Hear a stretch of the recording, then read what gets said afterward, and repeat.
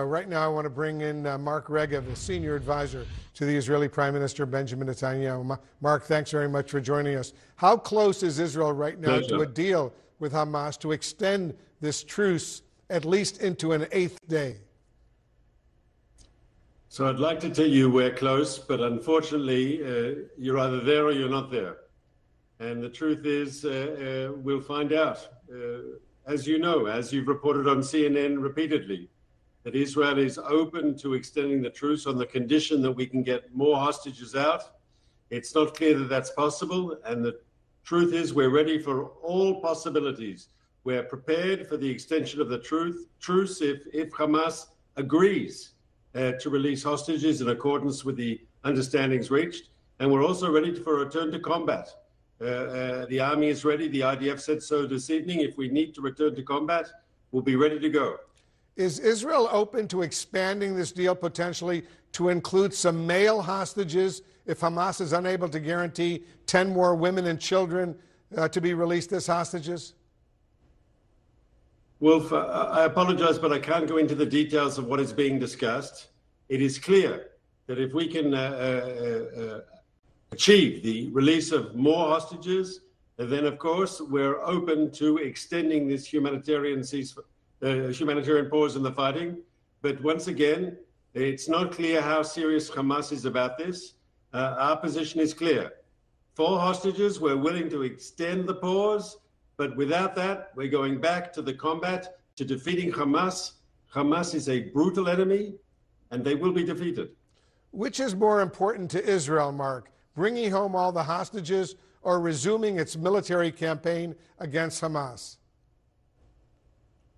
They both complement each other. There's no contradiction, because if Hamas is prepared and has been over the last few days to release hostages, and we got some 80 Israelis out, which is every life that we've saved, that's amazing, and people are very happy about that. But they would never have done that without the military pressure that the IDF, the Israeli Defense Forces, has been placing on Hamas. We've been destroying their military infrastructure. We've been eliminating their senior leadership, their senior commanders. Hamas didn't suddenly release these 80 Israelis because they became nice people. On the contrary, they're only doing it because of the pressure. And so there's no contradiction. Getting the hostages out and the military campaign against Hamas go hand in hand. As you know, Secretary Blinken, who's now in Israel, he said earlier today that Israel offered what he called concrete steps to protect civilians in Gaza when the fighting does resume. What are those steps? Well, I can't go into all the details of what we said in the meetings with the Secretary of State, but I can say this. We shared with him maps where we said here in the southern part of the Gaza Strip, we have humanitarian safer zones for Gazan civilians who need to flee fighting. And we've thought about that in advance. And we're suggesting that the Gazans who are in neighborhoods where there will be serious fighting, please evacuate. We don't want to see you in harm's way. And we've designated special areas, not one, but a number in Gaza where people fleeing fighting can go and find a safer situation. I just want to be precise, Mark. Did Prime Minister Netanyahu commit to Secretary Blinken that Israel will put in place a civilian protection plan before resuming fighting? The plan has already been presented. It was done so today.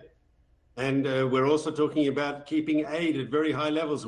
It's not that if the fighting starts again, then the aid will stop coming in. On the contrary.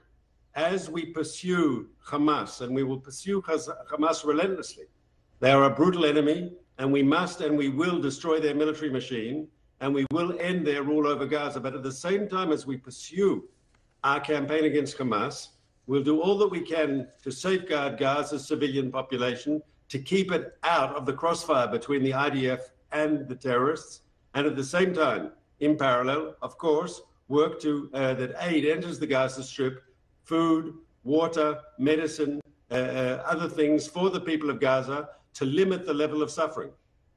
Mark Regev in Tel Aviv, thanks so much for joining us. My pleasure, Wolf. Thank you for having me. And just ahead, will Republicans